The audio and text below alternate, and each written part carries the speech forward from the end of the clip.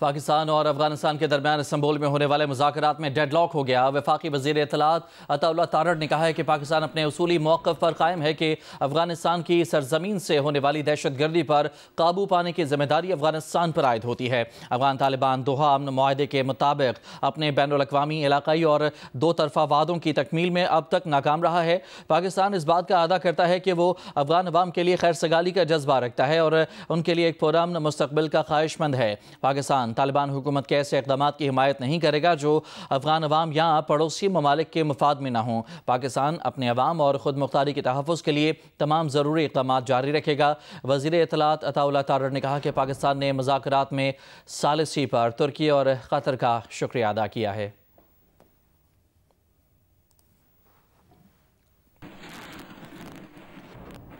वज़ीर दिफा ख्वाजा आसिफ ने कहा है कि इस्तांबुल में अफगान तालिबान के साथ जारी मुज़ाकरात ख़त्म हो गए हैं। जियो न्यूज़ के प्रोग्राम आज आज़ेब खानज़ादा के साथ में गुफ्तगू करते हुए उन्होंने कहा कि अफगान तालिबान से मुज़ाकरात के अगले दौर का अब कोई प्रोग्राम नहीं है। अफगान सरजमीन से पाकिस्तान पर हमला हुआ तो पाकिस्तान रद्द अमल देगा। उन्होंने कहा कि इस वक्त पाक अफगान मुज़ाकरात में मुकम्मल डेडलॉक है।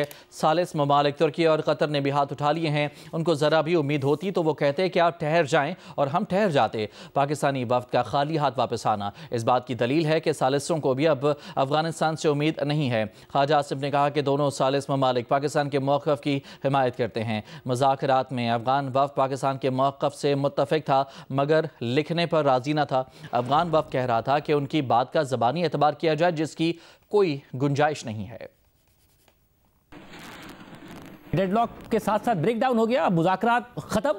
जी, इस वक्त तो एज वी स्पीक जो है मुज़ाकरात जो है खत्म हो चुके हैं। क्या सालिसों ने भी हाथ उठा दिए हैं अब कि जी अब हमारे बस की बात नहीं है? अब जो है सालिसों ने भी हाथ उठा लिए। अगर वो जरा से भी उनको उम्मीद होती और उस उम्मीद के बुनियाद के ऊपर वो हमें कहते कि भाई हमें ये उम्मीद है तो अभी ठहर जाइए, तो हो सकता हम ठहर जाते। हमारा वापस आना, खाली हाथ वापस आना इस बात की दलील है कि हमारे सालिसों को भी जो है वो अफगानियों से कोई उम्मीद जो है अब कोई रह नहीं गई। अफगान वफद था वो भी हमारे मौक़िफ़ के साथ जो है मोर और लेस जो है वो एग्री करता था, लेकिन लिखने पे जो है वो राजी नहीं थे। वो हमारे ज़बानी कलामी कह रहे थे कि हम पे एतबार किया जाए जिसकी कोई गुंजाइश नहीं है। एज ऑफ नाउ तो क्या सीज फायर भी खत्म समझा जाए या सीज फायर है? अगर जब तक उनकी जमीन से कोई कार्रवाई नहीं होती तो सीज फायर हमारे लिए तो कायम है, लेकिन द मोमेंट उनकी तरफ से जो अगर सीज फायर की खिलाफ वर्जी होती है तो फिर हम उसका जवाब देंगे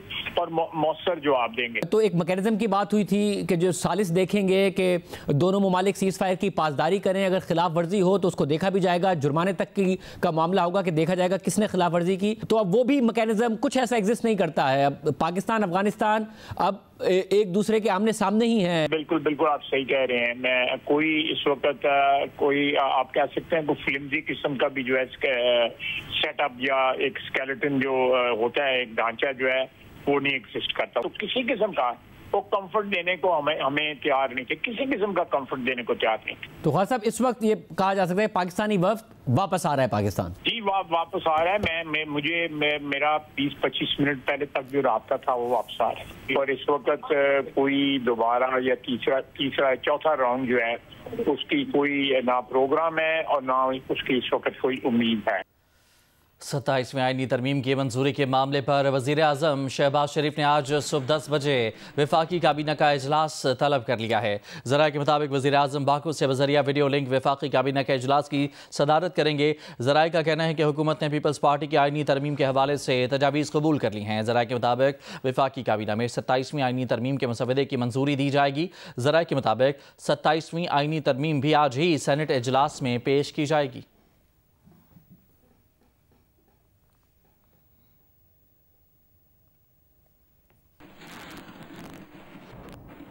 बिलावल भुट्टो जरदारी ने कहा है कि आइन के आर्टिकल 243 में तरमीम पर हुकूमत की हिमायत करेंगे।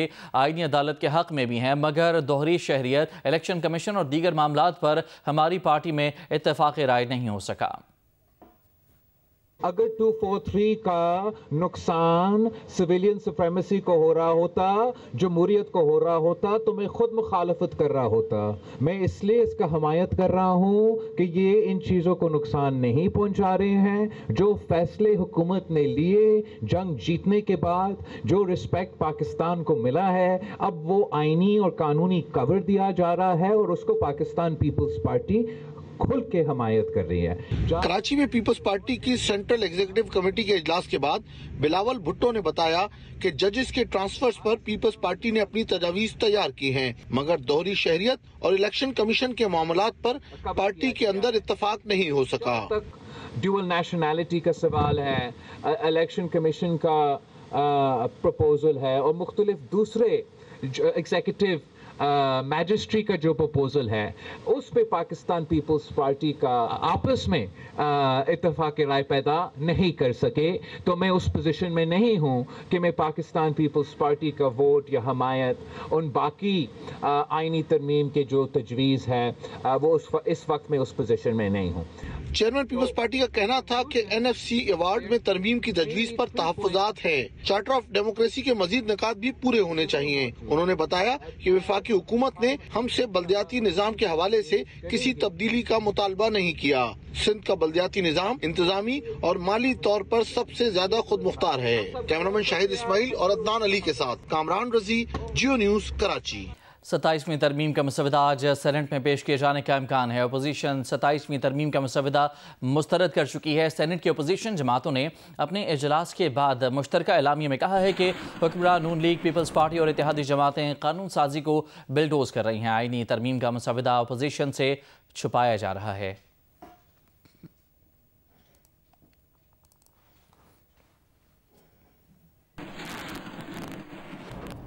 चेयरमैन पीटीआई बैरिस्टर गौहर का कहना है कि जब आर्टिकल 243 से मुतालिक मसवदा सामने आएगा तो ही बात कर सकेंगे। एनएफसी अवार्ड में गारंटी दी गई थी कि सूबों का हिस्सा साबिका हिस्से से कम नहीं होगा। एनएफसी अवार्ड में गारंटी थी कि इससे वफाक कमज़ोर नहीं बल्कि मजबूत होगा। आइन में तरमीम इत्तफाक़ राय से होनी चाहिए, ना कि अक्सरियत हो तो आप जो मर्जी फैसले करें। बैरिस्टर गौहर ने कहा कि पीर तक अपोजिशन लीडर की तैनाती का अमल मुकम्मल हो जाएगा। आर्टिकल 243 में जो है वो आर्म फोर्सेस से रिलेटेड है। लास्ट टाइम जो ये लेके आए थे, ये कुछ कवानीन को चाह रहे थे कि उनको टच नहीं किया जाए। वो अगर बिल जिस फॉर्म में आएगा उस वक्त बात करेंगे, लेकिन एनएफसी अवार्ड में ये बात हम सपोर्ट कर रहे हैं कि एनएफसी अवार्ड में एक यकीन दहानी कराई गई थी सूबों को कि आपका अवार्ड में जो हिस्सा होगा वो प्रीवियस अवार्ड से कम नहीं होगा, इसलिए सूबों के शेयर जो है वो कम न करे। इससे वफाक मजबूत नहीं, कमजोर हो जाता है। अभी की जो सूरत हाल हमारे सामने है, हम ये समझते हैं कि आईन में तरमीम करना कंसेंसस से होना चाहिए। ये सिर्फ ये नहीं है कि अगर आपके पास 2/3 मेजॉरिटी तो आप जो मर्जी हो उसमें कर दे। इसलिए मैं हमारे यही स्टैंड है कि हर वो काम करने चाहिए जिसमें इक़्तिसादी ताउन कौंसिल ने बिजली शोबे के गर्दिशी कर्जों की कमी के लिए समरी मंजूर कर ली है। बिजली शोबे के 659 अरब 65 करोड़ रुपए सर्कुलर डेट की फाइनेंसिंग के लिए गारंटी मंजूर कर ली गई है। वज़ीर ख़जाना मोहम्मद औरंगज़ेब की ज़ेर सदारत ECC का इजलास इस्लामाबाद में हुआ। बिजली शोबे के गर्दिशी कर्जों की कमी के लिए गारंटी 1225 अरब रुपए के सर्कुलर डेट फाइनेंसिंग के तहत मंजूर की गई। तवानाई सेक्टर इस्लाहात और वाजबात के तस्फिये के फ्रेमवर्क की मंजूरी दी गई। तरसीलात ज़र इक़दामात की स्कीमों के मरहलावार खात्मे की मंजूरी दी गई। ECC ने ज़रई तहकीकाती मंसूबों के लिए फंड्स की दाखिली मुंतकिली की मंजूरी दी। मारी फील्ड से खाद साज इदारों को गैस फराहमी और कीमत के तयन की मंजूरी भी दी गई। पंजाब काबीना ने मोटर व्हीकल ऑर्डिनेंस 1965 में तरामीम की मंजूरी देकर समरी पंजाब असम्बली को भिजवा दी है। मोटरसाइकिल पर बैठने वाले दोनों अफराद के लिए हेलमेट पहनना लाजिम होगा। मुख्तलिफ खिलाफ वर्जियों पर जुर्माने की शरह में भी 20,000 रुपये तक इजाफा करने की तजवीज़ दी गई है। ट्रैफिक कवानीन की खिलाफ वर्जी पर पॉइंट बेस्ड सिस्टम भी लाया जा रहा है। लाहौर से रईस अंसारी की रिपोर्ट देखिए। पंजाब काबीना ने मोटर व्हीकल्स ऑर्डिनेंस में 20 तरमीम की मंजूरी दी है। समरी के मुताबिक मौजूदा चालान की शरह 200 रुपए से लेकर 1000 रुपए तक है। नई शरह के जुर्माने 2000 से 20,000 रुपए तक करने की तजवीज दी गई है। ओवर स्पीडिंग पर मोटरसाइकिल को 2000 सीसी तक की गाड़ियों को 5000, जबकि 2000 सीसी से बड़ी गाड़ियों को 20,000 रुपए तक जुर्माना तजवीज किया गया है। कमर्शियल और पब्लिक सोर्स व्हीकल्स को ओवर स्पीडिंग पर 15,000 रुपए जुर्माने की तजवीज दी गई है। ट्रैफिक सिग्नल की खिलाफ वर्जी पर 2000 से 15,000 रुपए तक के चालान की तजवीज है। लाइन और ज़ेब्रा क्रॉसिंग की खिलाफ वर्जी पर 10,000 रुपए तक, ड्राइविंग के दौरान फोन सुनने पर 2000 से 15,000 जुर्माना और कम उम्र ड्राइवर को गाड़ी या मोटरसाइकिल देने वाले पर मुकदमा दर्ज करने की तजवीज दी गई है। कार में ड्राइवर के साथ फ्रंट सीट पर बैठने वाले के लिए भी बेल्ट लगाना लाजमी होगा।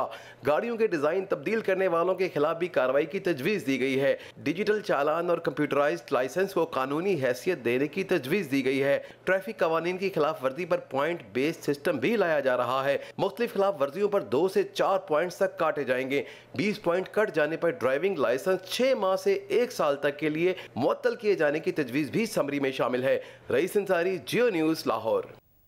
करक में इंडस हाईवे पर ओवरलोडिंग और वन वे की खिलाफ वर्जी करने वाली गाड़ियों के खिलाफ भरपूर क्रैकडाउन का आगाज कर दिया गया है। तफसीलात जानते हैं करक से नुमाइंदा जियो न्यूज़ अबरार खटक से। जी बिल्कुल, ज़िला करक में इंडस हाईवे पर बढ़ती हादसात के खिलाफ ज़िला इंतज़ामिया हरकत में आ गई है। इस वक्त मैं ज़िला करक इंडस हाईवे के पुराने टोल प्लाजा के मकाम पर मौजूद हूँ, जहाँ पर ज़िला इंतज़ामिया की ज़ेरी निगरानी यहाँ पर ट्रैफिक एहलकारान बड़ी गाड़ियों और लोडेड गाड़ियों को जुर्माना कर रहे हैं। इसके साथ साथ जो वन वे के खिलाफ वर्जी की जा रही है उनको भी ये जुर्माना कर रहे हैं। हमारे साथ असिस्टेंट कमिश्नर बहारुद्दीन साहब मौजूद हैं, इनसे मज़ीद तफसील जानते हैं। हाईवे पे जो गाड़ी आती है लोडेड गाड़ी, तो ज़्यादातर तो वो मतलब ख़तरात होते हैं ना आवाम के लिए। खुदा न खास्ता कोई गाड़ी उल्टी हो तो उससे ज़्यादा नुकसान पहुंचता है ना। बेसिकली हमने आज बड़े गाड़ियों पे फोकस किया है। ज़्यादातर गाड़ियों को तकरीबन 20-30 गाड़ियों को हमने स्पॉट पे जुर्माना किया है। जो वन वे की जो वायलेशन कर रहे थे उसको तो हमने स्पेसिफिकली पॉइंट किया था कि वन वे की वायलेशन नहीं हो। असिस्टेंट कमिश्नर बहारुद्दीन का कहना है कि जो कानून की खिलाफ वर्जी कर रहे हैं उन गाड़ियों को जुर्माना किया जा रहे हैं। मुल्तान का इलाका टीपू सुल्तान बद इंतज़ामी और हुकूमती अदम दिलचस्पी की वाज़े मिसाल बनता जा रहा है। खस्ता हाल सड़कें, जगह जगह गड्ढे और गिरने को तैयार बिजली के खंभे शहरियों के लिए मुसलसल खतरा बने हुए हैं। इलाका मकीन वज़ीर आला पंजाब मरियम नवाज से फौरी तरक्याती मंसूबों का मुतालबा कर रहे हैं। मज़ीद बता रहे हैं जौदत नदीम। जी, मुल्तान में हुकूमत पंजाब की अदम तवज्जुही के बाइस मुख्तलिफ इलाके जो हैं वो इस वक्त टूट फूट का शिकार हैं। जगह जगह के ऊपर खड्डे बने हुए हैं, रोड तबाही का शिकार है, जबकि जगह जगह के ऊपर कचरे भी जो है वो नज़र आ रहे हैं। यहाँ पे मैं संग मौजूद हूँ मुल्तान के इलाके टीपू सुल्तान में। यहाँ का इंफ्रास्ट्रक्चर बिल्कुल बर्बाद हो चुका है।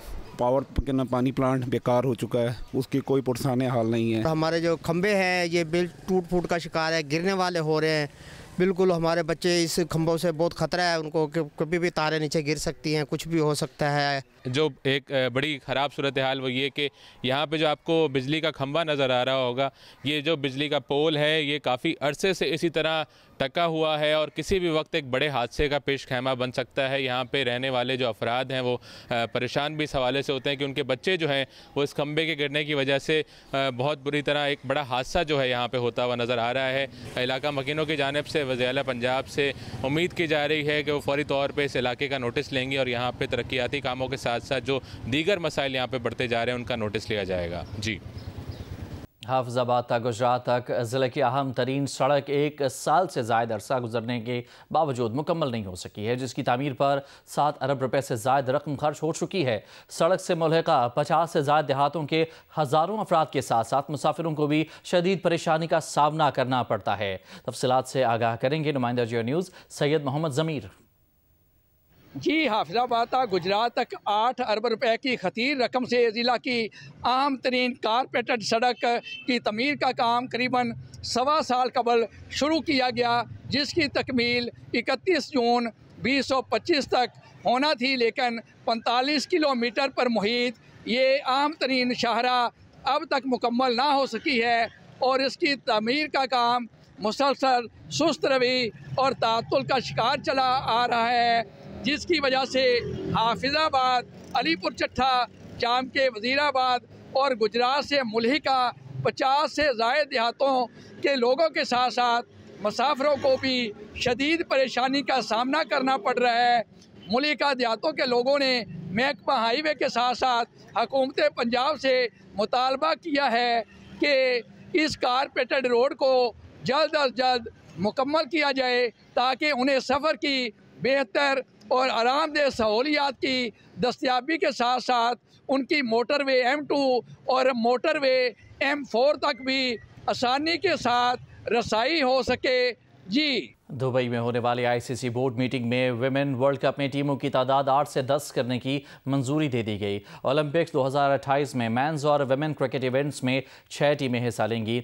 एसोसिएट ममालिक के फंड्स में 10% इजाफे की मंजूरी भी दी गई है। इजलास में चेयरमैन PCB मोहसिन नकवी ने भी शिरकत की।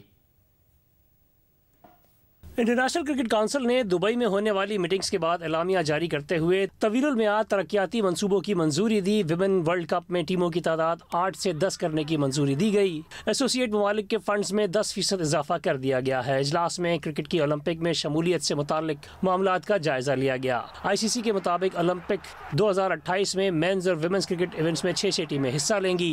ICC ने वीडियो गेम्स के हुकूक के लिए टेंडर जारी करने की मंजूरी भी दी। फंड इंफ्रास्ट्रक्चर में बेहतरी क्रिकेट की तरक्की पर खर्च होंगे। दुबई में होने वाली ICC बोर्ड मीटिंग में एशिया कप ट्रॉफी के हवाले से कोई बात नहीं हुई। ज़राए के मुताबिक भारतीय क्रिकेट बोर्ड ने किसी मेंबर ने इजलास में एशिया कप ट्रॉफी पर कोई गुफ्तगू ना की। अलबत्ता इजलास की साइडलाइंस पर कुछ बोर्ड मेंबरान ने पाकिस्तान और भारत को मशवरा दिया कि एशिया कप ट्रॉफी के इशू को अफाम तफहीम से हल करें। ज़राए के मुताबिक चेयरमैन PCB मोहसिन नकवी ने भी बोर्ड मेंबरान की इस बात से इत्तफाक किया है कि ये मामला पाकिस्तान और भारत क्रिकेट बोर्ड्स को मिलजुल कर हल करना चाहिए। ICC बोर्ड मीटिंग में एशिया कप ट्रॉफी का मामला नहीं उठाया गया। ज़राए का कहना है कि दुबई में होने वाली ICC बोर्ड मीटिंग्स में एशिया कप ट्रॉफी का मामला बाकायदा एजेंडे का हिस्सा ही नहीं था। इजलास में ट्रॉफी के मामले पर कोई गुफ्तगू नहीं हुई। अलबत्ता मीटिंग्स की साइडलाइंस पर चंद रुकन ममालिक ने कहा कि एशिया कप ट्रॉफी का तनाज़ा हल होना चाहिए। एशियन क्रिकेट काउंसिल के सदर मोहसिन नकवी ने भी इस मामले के हल पर आमादगी जाहिर करते हुए कहा कि हम चाहते हैं कि ये मसला खुश उसलूबी से हल हो। एशिया कप ट्रॉफी के लिए किसी किस्म की कमेटी तश्कील नहीं दी गई। ज़राए के मुताबिक एशिया कप ट्रॉफी पर तमाम गुफ्तगू बोर्ड मीटिंग्स के वक्फे के दौरान की गई। वादी सोन खुशाब के पुरफजा मकाम पर मौजूद 100 साल पुराने नरवाड़ी गार्डन की खूबसूरती को बहाल कर दिया गया है। गार्डन में सयाहों की दिलचस्पी बढ़ाने के लिए स्टेट ऑफ द आर्ट सहूलियात फराहम की गई हैं। रिपोर्ट करेंगे मलिक मोहम्मद असगर।